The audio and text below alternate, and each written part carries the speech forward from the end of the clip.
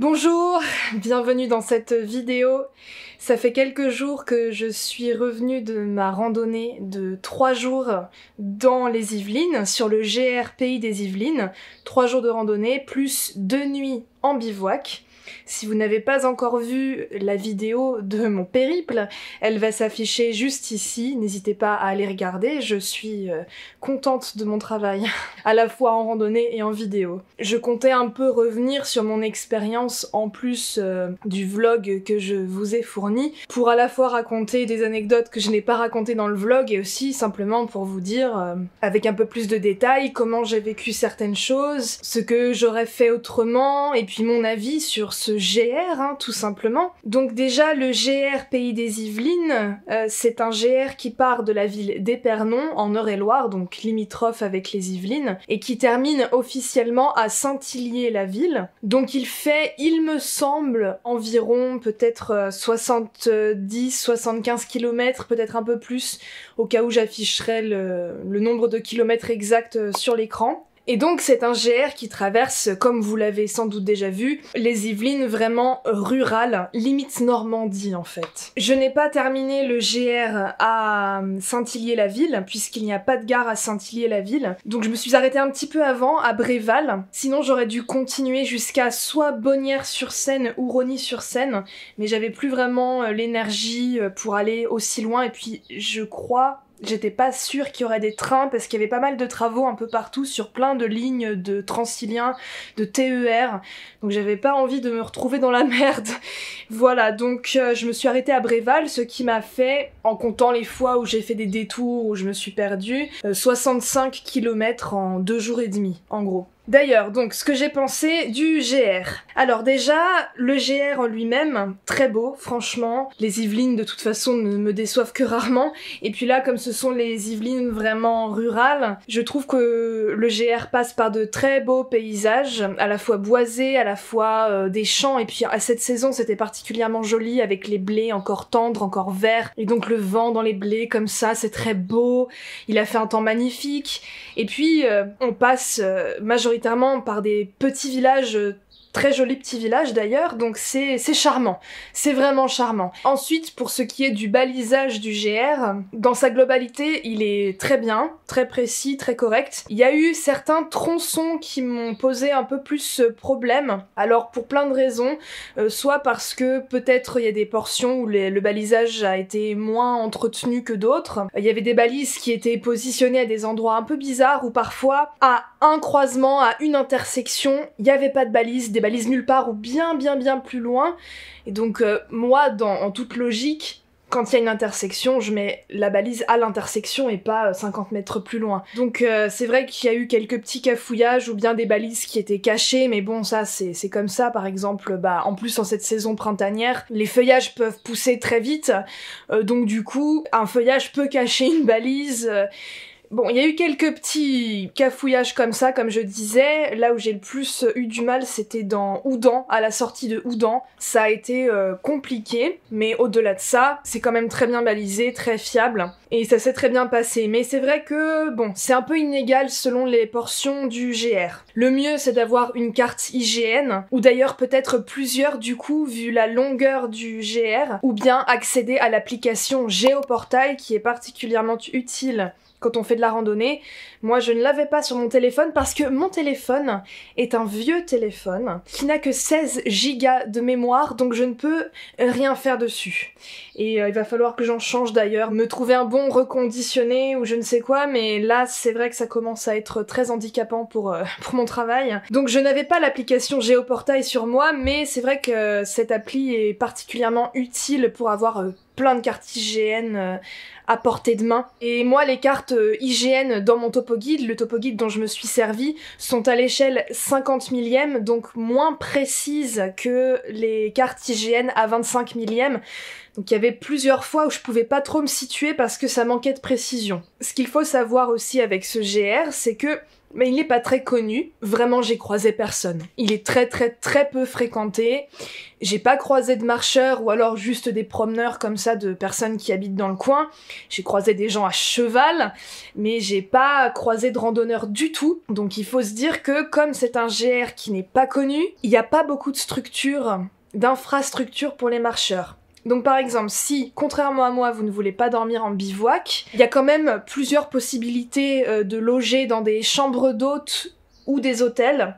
Mais bon, c'est un certain budget quand même, donc c'est à savoir, et puis je pense pas qu'on puisse débarquer comme ça sans avoir réservé, ça m'étonnerait très fortement. Voilà, si vous souhaitez dormir plutôt à l'intérieur, dans ces cas-là, il vaut mieux réserver les gîtes, chambres d'hôtes, hôtels à l'avance, à mon avis. Pour ce qui est du reste, alors du ravitaillement, c'est pareil, le GR passe par beaucoup de tout petits villages, petits hameaux où il n'y a pas de commerce du tout. Donc on peut se ravitailler à Épernon, qui est une petite ville, à Oudan, mais c'est une trentaine de kilomètres plus loin, et puis à Bréval, qui est aussi à une trentaine de kilomètres plus loin. Donc en dehors de ces grosses agglomérations, eh bien on peut pas se ravitailler. Il y a zéro commerce, rien du tout, donc c'est à savoir aussi. Et pour ce qui est des points d'eau, eh bien c'est pareil, il y en a pas tant que ça. Alors, quand même, à regarder attentivement, si il y a un cimetière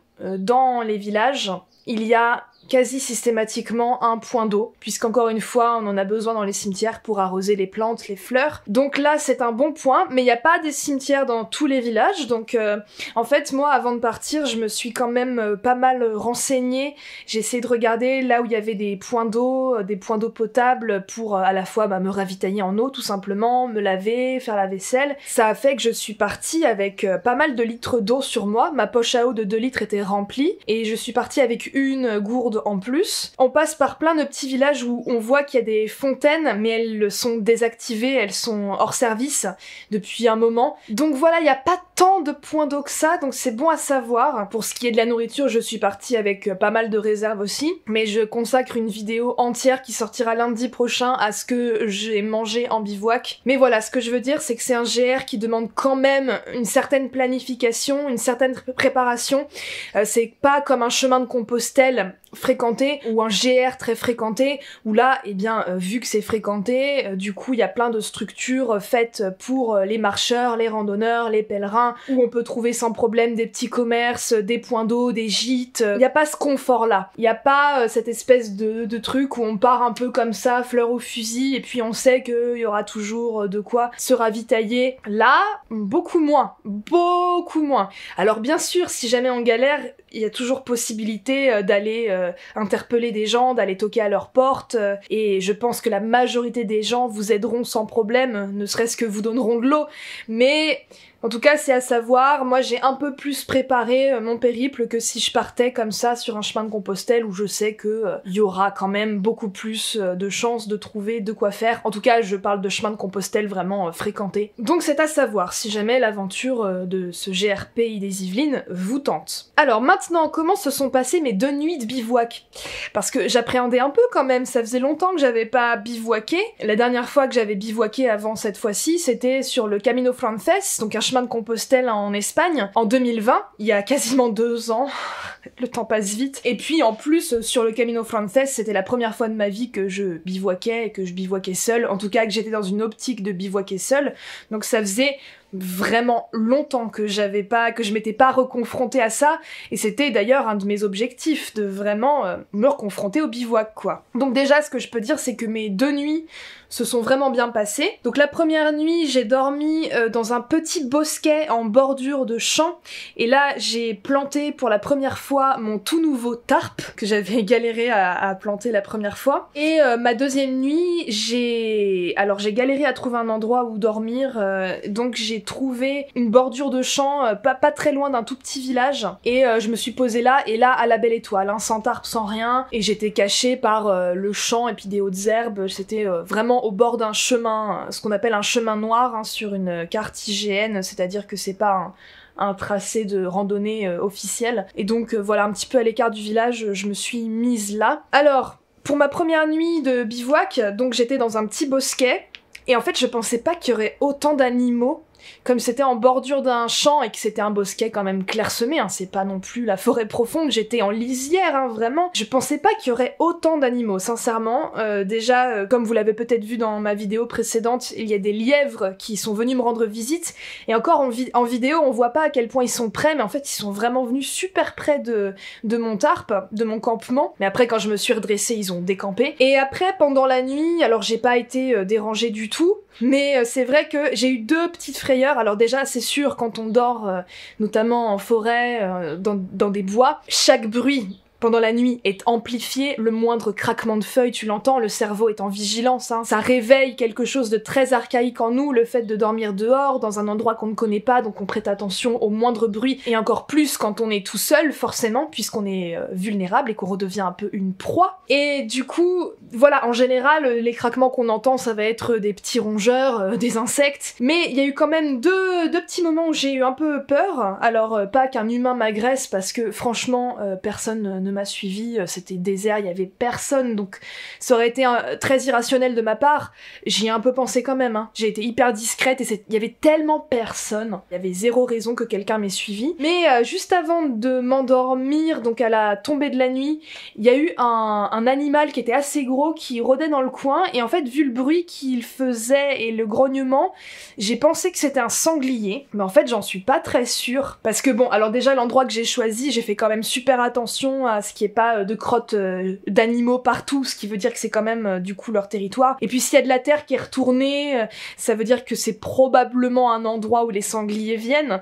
Donc là, moi c'était plat, c'était, il y avait pas de crottes d'animaux, enfin voilà, j'ai quand même bien regardé aussi en l'air pour voir s'il y avait pas des grosses branches mortes susceptibles de me tomber dessus, donc c'était nickel de ce point de vue là. Mais donc ce bruit d'animal que je n'ai pas réussi à identifier, j'ai un peu flippé, donc j'ai poussé un petit cri pour qu'il s'en aille, genre j'ai fait hey!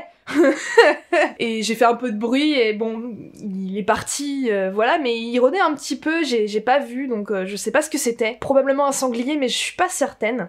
Et après, pendant la nuit, vers peut-être 2-3 heures du matin, il y a eu un gros et là ça m'a réveillée tout de suite et j'ai eu peur. En analysant un petit peu le bruit, c'était une démarche bondissante, donc je pense que c'était probablement un lièvre. J'ai pensé à un chevreuil aussi, mais je pense que c'était un lièvre, puisque de toute façon il y avait pas mal de lièvres quand je suis arrivée, donc à mon avis c'était ça, mais forcément ça fait un boucan d'enfer en plein milieu de la nuit.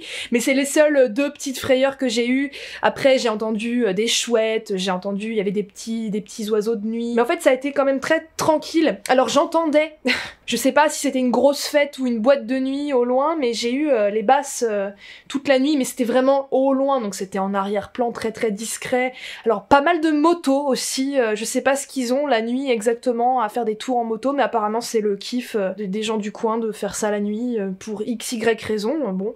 En tout cas, voilà, j'ai plus entendu ça, des bruits de circulation sur des départementales pas très loin, que vraiment des bruits d'animaux à n'en plus finir. En fait, dès que la nuit est tombée pleinement, les bois sont devenus plus silencieux. Et la deuxième nuit en bordure de champ, bah là c'était très tranquille. J'ai quand même fait une rencontre en bordure du champ.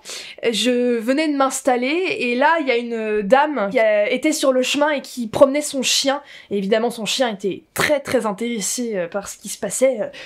Il y a une humaine qui est couchée près d'un champ, qu'est-ce que c'est? Et mais très très gentille, la dame devait avoir 35-40 ans je dirais, et donc on a discuté. Elle m'a dit que évidemment que ça dérangeait pas du tout que je me mette là, que bon si personne m'obligeait à le faire ça, que c'était ok. Enfin on a un peu rigolé. Elle était super gentille, elle m'a dit que j'étais hyper tranquille ici, que vraiment il se passe rien, il y a personne, c'est hyper tranquille, et que si jamais pendant la nuit j'avais XY problème, que je pouvais sonner chez elle, qu'elle m'hébergeait sans problème. Elle m'a invitée chez elle, hein, mais j'ai refusé, j'ai dit que non, je voulais me confronter au bivouac, mais que je la remerciais, et elle m'a quand même donné son adresse au cas où vraiment il m'arrivait quelque chose pendant la nuit, donc ça c'est vraiment hyper gentil, donc merci à elle. Mais c'est la seule rencontre que j'ai faite après, tranquille, il y a personne qui est venu, j'ai pas du tout été dérangée, j'entendais des gens dans leur jardin, puisque j'étais quand même pas très loin du petit hameau, donc j'entendais des gens qui parlaient, j'entendais des gens qui faisaient la fête un peu dans leur maison, dans leur jardin, puisque on était samedi soir, hein, donc forcément, mais personne est venu sur les chemins, il y a pas eu de je sais pas, de lampe torche, non, rien du tout, personne m'a viré, voilà, c'était c'était très tranquille. Juste pendant la nuit, bah c'est pareil, vers peut-être 1h, 2h du matin, il y a eu des éclairs au loin. Et donc c'était un peu ma petite réserve quand je suis partie randonner ces 3 jours, c'est que des orages étaient prévus dimanche matin au départ, puis en fait ça a pas arrêté de reculer jusqu'à ce que les orages soient prévus plutôt dimanche soir. Pendant la nuit, il y a eu des éclairs, alors sans tonnerre, sans rien, c'était des éclairs de chaleur je pense, mais j'ai... Je me suis dit, oh merde, d'accord, bon, j'espère que j'aurai pas à décamper en pleine nuit et chercher un abri.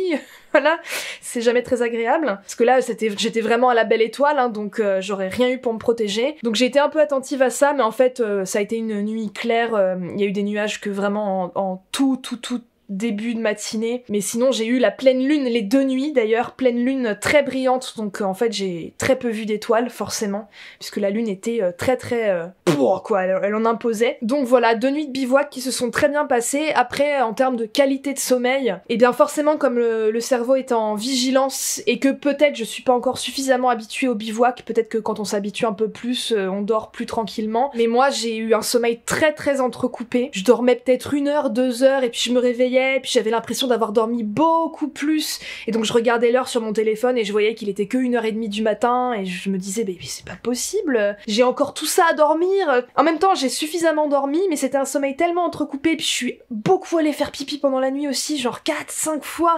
Je me réveille jamais autant chez moi, et je fais jamais autant pipi, pourtant j'avais pas bu particulièrement beaucoup plus que d'habitude, je crois pas, mais j'ai pas arrêté de me lever les 2 nuits là. Donc sommeil très entrecoupé, mais j'ai quand même suffisamment dormi. Après aussi, je me suis couchée bien plus tôt qu'à mon habitude, hein, puisque en gros, je me couche avec la nuit qui tombe et je me réveille avec le jour qui se lève, donc ça fait du coup... à 22h30, j'étais dans mon sac de couchage, et puis à 5h30, j'étais réveillée. Bon, après, j'ai réussi à me rendormir, mais bon, en gros, c'est un peu ça, quoi. Donc c'est pas du tout mon rythme habituel. Mais peut-être que avec une pratique plus assidue du bivouac, on dort plus tranquillement, je sais pas. Après, ça doit dépendre de l'environnement, de plein de facteurs. Et en termes de si j'ai bien aimé dormir en tarp ou si j'ai préféré dormir à la belle étoile, alors le tarp, c'est sympa. Alors... je me sens pas plus à l'abri. L'avantage de la belle étoile, conditions météo mises à part, c'est que déjà je trouve que c'est plus discret. Forcément, hein, une fois que t'es allongé sur le sol et que t'es caché par un rocher, des herbes,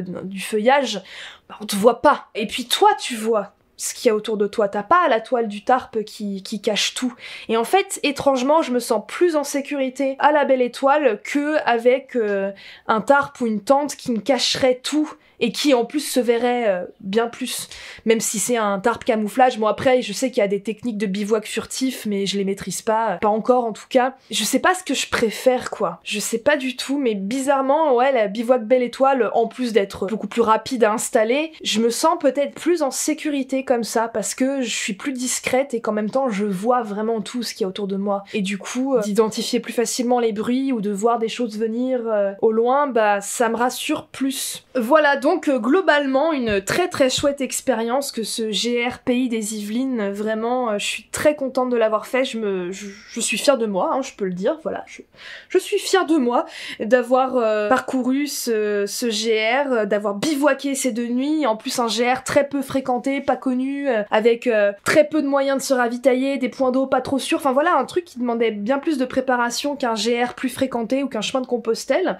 Donc ça a été pas mal de défis relevés en fait, hein, pour moi, et du coup ça ne me dégoûte absolument pas du bivouac, loin de là, hein. Moi je veux recommencer évidemment, et je veux réutiliser mon tarp, même si j'aime beaucoup les nuits à la belle étoile aussi. Voilà, c'est des choses que je serai amenée à refaire très bientôt, mais je vous en reparlerai dans une vidéo qui sortira prochainement, pas là. Petit point matériel quand même, donc si ça vous intéresse de savoir avec quel matériel je suis partie, c'était quasiment le même matériel avec lequel je suis partie sur le Camino Frances en 2020, donc j'avais fait une vidéo qui va s'afficher juste ici, si ça vous intéresse. Ce qui a changé, donc j'avais mon tarp en plus, j'avais une autre batterie de recharge pour mes différents appareils électroniques, une batterie 20 000 mAh, mais du coup c'est une batterie qui a beaucoup d'autonomie et qui peut recharger pas mal de matériel en même temps, mais qui est pas mal lourde, hein, c'est vrai, donc c'est un peu le désavantage. Mon sac était lourd, hein, c'est sûr. Alors le mythe de le sac doit faire le tiers de ton poids, c'est soi-disant la règle qu'il faut pour partir en randonnée itinérante, et elle est pas trop possible, hein. hein, parce que moi, vu mon poids, il faudrait que j'ai un sac à dos à 5,5 kg en gros, puisque je pèse 55 kg pour 1m70, voilà, comme ça vous savez tout. Donc ça n'est pas possible. Ça n'est absolument pas possible parce que déjà, comme je suis partie avec quasiment 3 litres d'eau et mon sac de couchage, c'était un sac de couchage confort 5 degrés, puisque la nuit il faisait frais, et j'ai pas eu froid d'ailleurs, et ce sac de couchage pèse 1 kg 200 grammes. Alors je sais qu'il y a des sacs de couchage plus légers, mais en fait ils sont souvent en plume, et la plume doit... bon, déjà je suis pas trop pour la pratique, mais au-delà de ça, je suis ultra allergique, mais ultra allergique, donc c'est mort, je me mets jamais dans un sac de couchage en plume, je ne le supporterai pas. Donc du coup, bah le synthétique c'est plus lourd, et puis mon matériel de bivouac, tout ça, enfin c'est impossible que mon sac fasse le tiers de mon poids. Je l'ai pas pesé, mais à mon avis, il faisait plus de 10 kilos. C'est tout à fait probable avec tout le matériel que j'ai pris. J'ai fait vraiment au plus léger, mais bon, à un moment donné, on peut pas non plus... Et le sac à dos que j'ai, alors...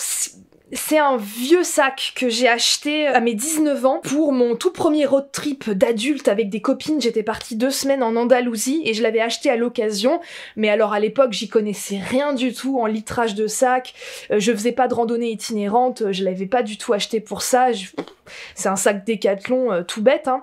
Alors ceci dit, il est quand même bien fichu pour plein de raisons. Il a des super rangements et tout, puis je le connais bien ce sac. Ça va faire quasiment 11 ans que je l'ai. Mais du coup, il se fait un peu vieux, mais il est très bien. Mais là, ce qui s'est passé, c'est que il s'est déréglé. J'arrivais pas à le régler bien, mais du coup, il penchait plus sur un côté que de l'autre, et c'était pas parce que moi j'avais mal équilibré mon sac. Vraiment, il y a un truc de réglage que j'ai pas compris.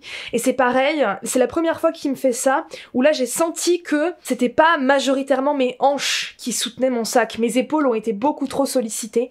Et en fait, un sac à dos mal réglé, mais ça te rend une randonnée beaucoup plus difficile. Et en fait, vraiment, c'est supposément les hanches qui supportent la majorité du poids du sac, c'est pas les épaules, hein. Donc là, vraiment, ça a tiré sur mes épaules, et en fait, je pense que ça a rajouté beaucoup de difficultés à ma randonnée, mine de rien. Donc, va falloir que je vois quel est le problème de réglage de mon sac à dos, parce que là, sur le chemin, j'ai pas trouvé. Et puis bon, avec la marche, avec les nuits de bivouac qui étaient pas méga reposantes, j'étais pas trop en capacité intellectuelle de vraiment comprendre ce qui se passe. Donc il va falloir que je regarde ce qui s'est passé avec mon sac, parce que c'est vrai que ça le fait pas trop, quoi, hein, d'avoir un sac qui penche plus d'un côté que de l'autre et qui sollicite beaucoup trop tes épaules, c'est pas bon. Mais sinon, rien à redire sur mon matos, tranquille, quoi. C'est juste mon sac qu'il faut que je revoie, et c'est un truc très important, le sac à dos. Donc je vais voir ce qui clochait, mais sinon, au demeurant, au niveau du matériel, tout s'est très très bien passé, donc rien à redire. Et encore une fois, si vous voulez une liste plus complète, je vous renvoie à ma vidéo sur mon matériel de randonnée. Je vais aussi la mettre en barre d'infos, comme ça vous avez tout ce qu'il faut. J'en ai terminé avec ce point par rapport au GR Pays des Yvelines. J'ai énormément parlé, j'ai pas envie que cette vidéo soit trop longue et soit plus longue que mon vlog, mince. Si jamais vous avez quand même des questions en plus, bah n'hésitez pas à m'écrire un commentaire, hein, je répondrai à vos questions. Si cette vidéo vous a plu, n'hésitez pas à laisser un pouce en l'air, bien sûr, ça me fait toujours plaisir et ça aide aussi pour l'algorithme de cette vidéo, de ma chaîne, etc. Si vous n'êtes pas encore abonné, le bouton s'abonner est juste en dessous, ça me ferait très plaisir que vous rejoigniez ma communauté, une communauté naissante et fort sympathique. Et puis vous pouvez aussi activer la petite cloche pour recevoir une notification qui indique quand une nouvelle vidéo sort sur ma chaîne. En tout cas, merci d'être resté jusqu'au bout. J'espère que vous allez bien, que vous vous portez bien, que vous randonnez, que vous vivez votre vie de la plus belle des manières. Et moi je vous dis à lundi prochain pour une autre vidéo.